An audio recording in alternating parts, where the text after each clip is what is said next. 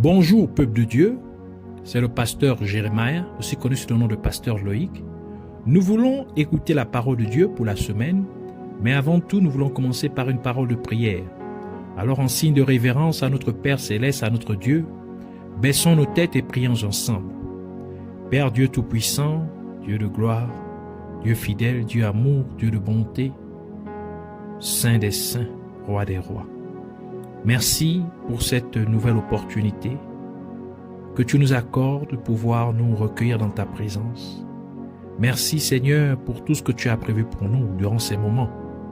Nous venons nous abandonner entièrement en tes mains, corps, âme et esprit, cœur et pensée, l'air, l'atmosphère, tout autour de nous en nous, que tu puisses prendre le contrôle de toutes choses et que tout ce qui n'est pas de toi, tout ce qui s'oppose à la révélation de ta parole, soit lié, chassé, renvoyé dans les gouffres de l'enfer au nom de Jésus-Christ.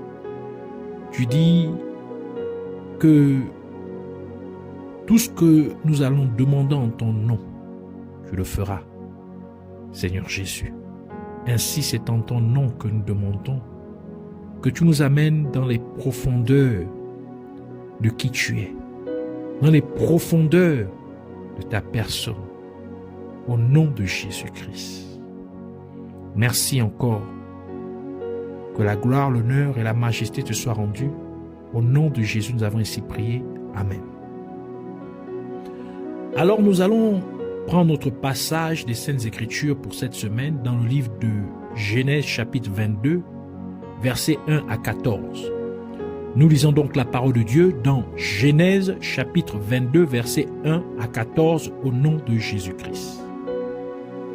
Après ces choses, Dieu mit Abraham à l'épreuve et lui dit, « Abraham » et il répondit, « Me voici. » Dieu dit, « Prends ton fils, ton unique, celui que tu aimes, Isaac, va-t'en au pays de Morija, et là, offre-le en holocauste sur l'une des montagnes que je te dirai. » Abraham se leva de bon matin, sella son âne et prit avec lui 2 serviteurs et son fils Isaac.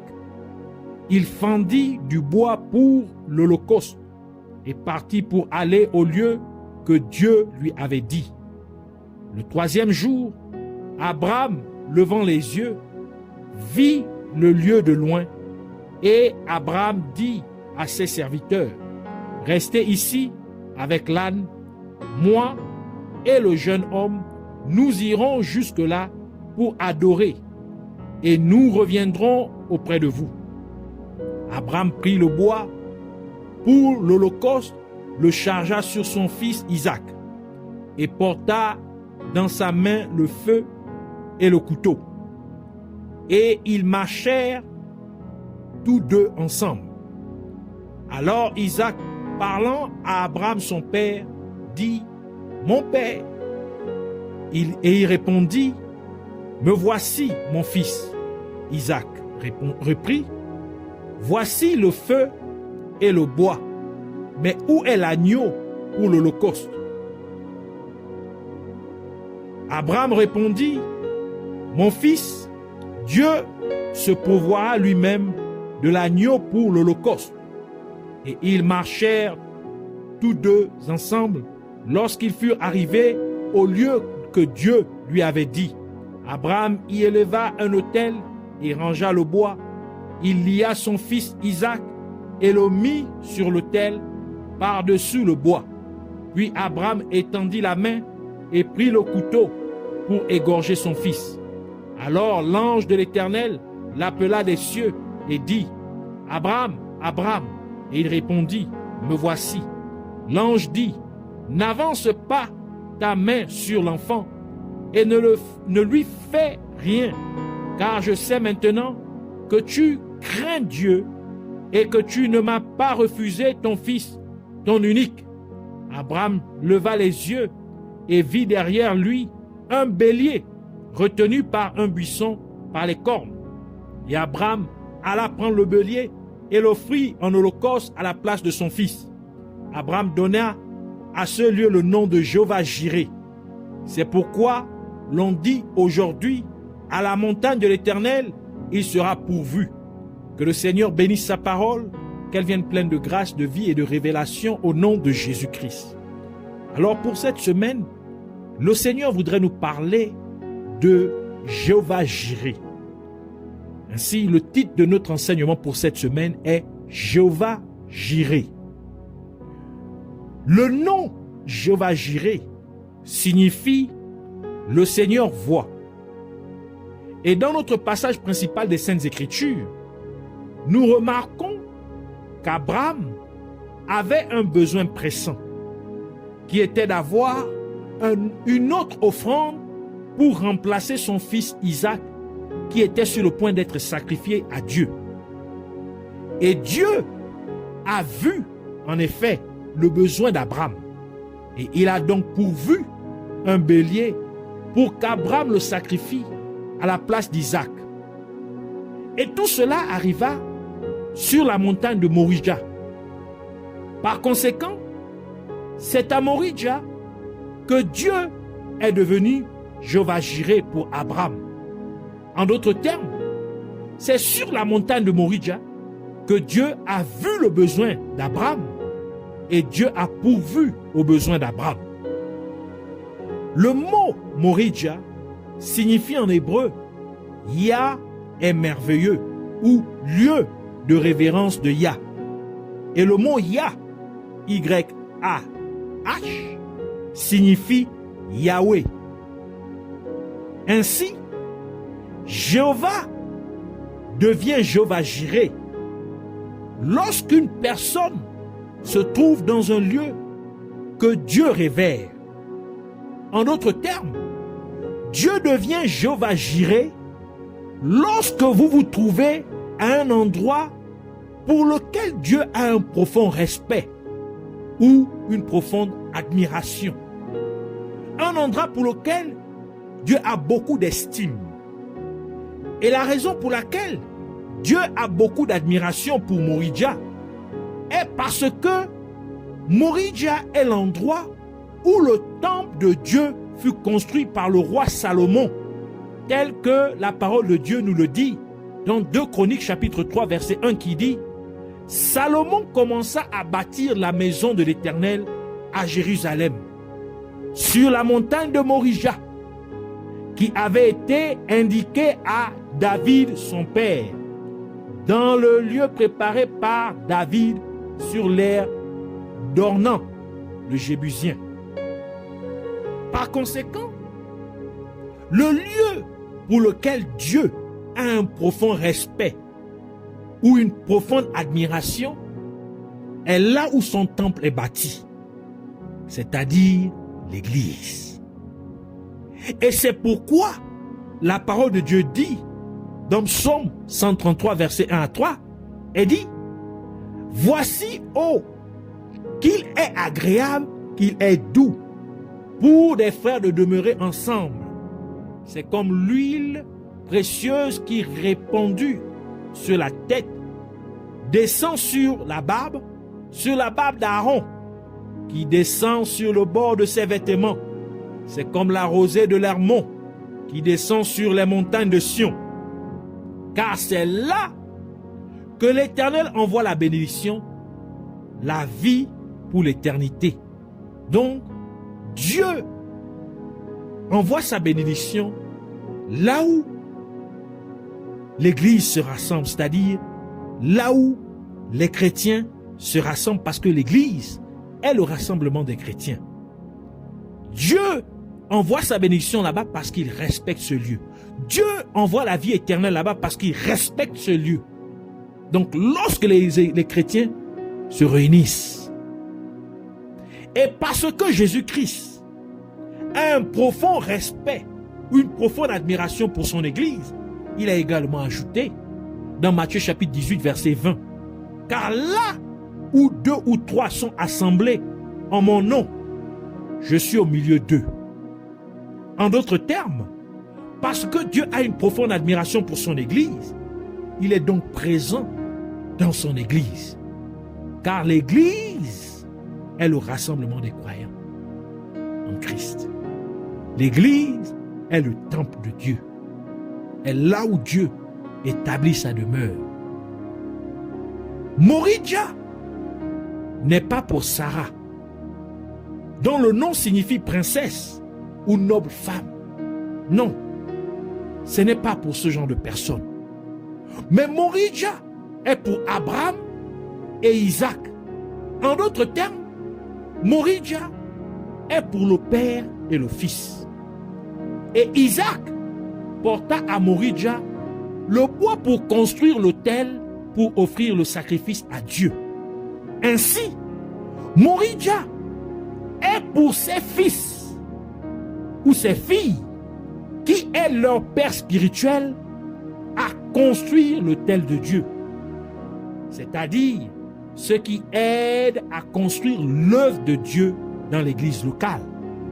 Par conséquent, si vous voulez que Dieu devienne Jéhovah Jireh pour vous, c'est-à-dire si vous voulez que Dieu voie votre besoin et pourvoie à votre besoin, vous devez être le fils spirituel ou la fille spirituelle qui porte les charges de l'église locale.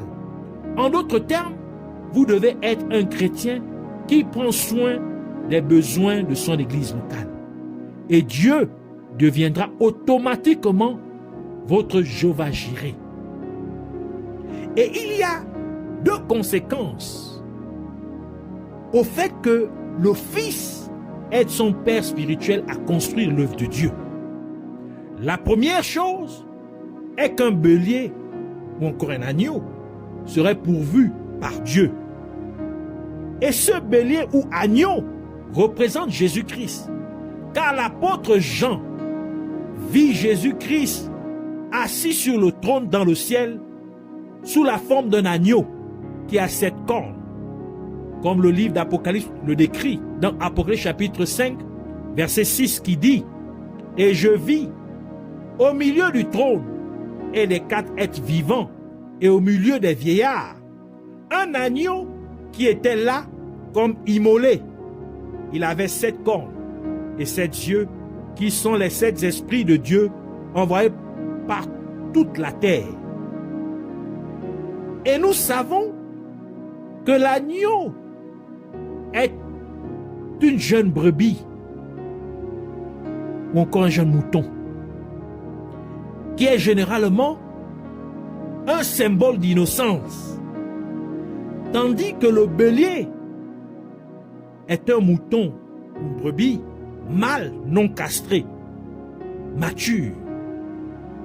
Et c'est un symbole de force. Ceci révèle donc que Jésus-Christ a 2 dispensations. Il a la dispensation de l'agneau qui apporte le salut, car il a été immolé à notre place, bien qu'il était innocent. Ce qui signifie qu'il était sans péché. C'est nous qui avons péché, mais c'est lui qui a été accusé et crucifié, bien qu'il n'avait point péché. Et c'est pourquoi lorsque Jean le Baptiste vit Jésus-Christ, il s'écria dans Jean chapitre 1 verset 29, « Voici l'agneau de Dieu qui ôte le péché du monde. » La deuxième dispensation de Jésus-Christ est celle du bélier, qui représente la délivrance, car le bélier est connu pour être un combattant, de la même manière que Daniel eut une vision d'un bélier qui combattait toutes les autres bêtes. Daniel chapitre 8 verset 3 à 4 qui dit « Je levai les yeux, je regardais et voici un bélier se tenait devant le fleuve. Et il avait des cornes, ses cornes étaient hautes, mais l'une était plus haute que les autres, que l'autre. Et elle s'éleva, la dernière. Je vis le bélier qui frappait de ses cornes à l'Occident, au septentrion et au midi. Aucun animal ne pouvait lui résister. Et il n'y avait personne pour délivrer ses victimes. Il faisait ce qu'il voulait et il devint puissant. Par conséquent, parce que le croyant est en Christ, il est déjà sauvé. Mais, parce que le croyant peut encore être lié, donc Dieu pourvoit un bélier. Parce que Isaac est lié sur l'autel. En d'autres termes, Dieu, Jéhovah Jireh, voit votre besoin et il pourvoit donc la délivrance.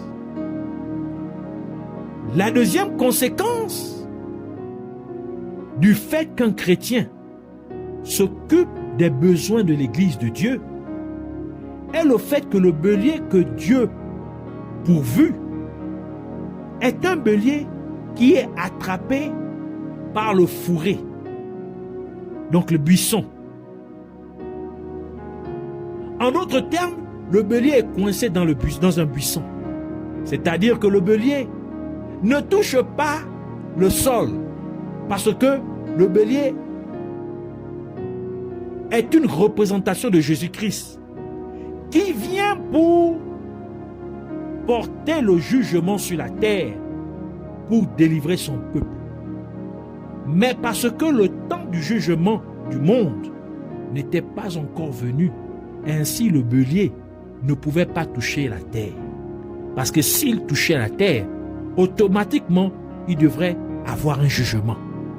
Et c'est pourquoi la parole de Dieu dit dans Romains chapitre 9, verset 28, « Car le Seigneur exécutera pleinement et promptement sur la terre ce qu'il a résolu. » Donc le jugement qu'il a résolu, il va l'exécuter lorsqu'il viendra. Ainsi, le bélier fut emmené directement du fourré, donc du buisson, à l'autel. Parce qu'Isaac, qui avait porté le bois qui avait servi à construire l'autel de Dieu, était lié sur l'autel prêt à être sacrifié. Ainsi, le bélier a été emmené directement du fourré, donc du buisson, à l'autel pour apporter la délivrance à Isaac, uniquement parce qu'Isaac a aidé à construire l'autel de Dieu. Isaac s'est occupé des affaires de Dieu. Ainsi, une exception a été faite pour Isaac, car la délivrance qui était destinée pour la fin des temps, Dieu, Jéhovah Jireh, a fait en sorte qu'Isaac puisse en profiter. Tout cela, c'est pour nous dire que lorsque vous vous occupez des besoins de l'Église de Dieu, Dieu, Jéhovah Jireh, s'assurera également que les bénédictions qui sont destinées pour la fin des temps, qu'une exception soit faite pour vous, afin que vous puissiez avoir accès à ces bénédictions. C'est ainsi la révélation derrière Jéhovah Jireh. Alors, puissiez-vous prendre part à l'œuvre de Dieu. Puissiez-vous contribuer à bâtir l'autel de Dieu, à bâtir le temple de Dieu, à bâtir l'église de Dieu, à apporter vos efforts physiques, financiers, matériels pour l'avancée de la vision que Dieu a donnée à ses serviteurs. Ainsi, Dieu automatiquement deviendra Jéhovah Jireh. Il verra ainsi votre besoin et il pourvoira ainsi à votre besoin.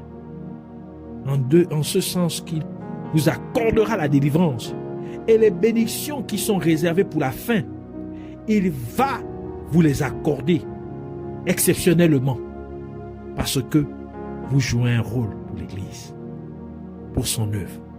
Ainsi, nous voulons prier pour dire: je te remercie, Père Tout-Puissant, le seul et véritable Dieu, Jéhovah, le Sauveur Tout-Puissant.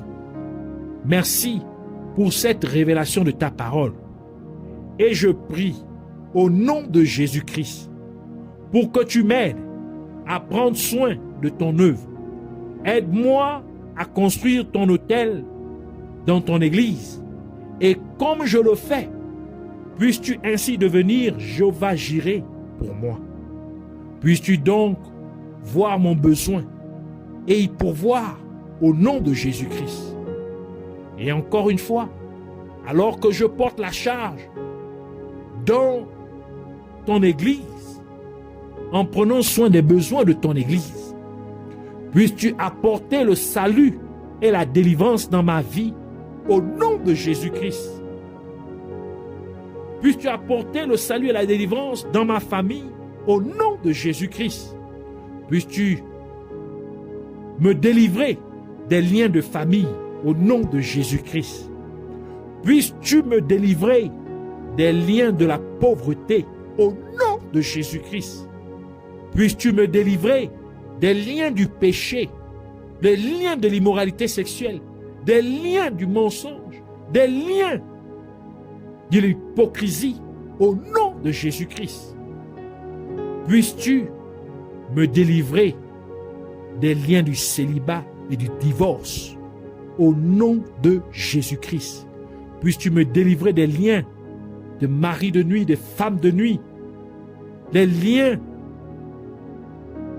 des cauchemars, des prisons sataniques au nom de Jésus-Christ. Je te remercie car je crois vraiment que tu l'as fait au nom de Jésus-Christ. Puisses-tu ainsi être glorifié à jamais au nom de Jésus-Christ. Amen.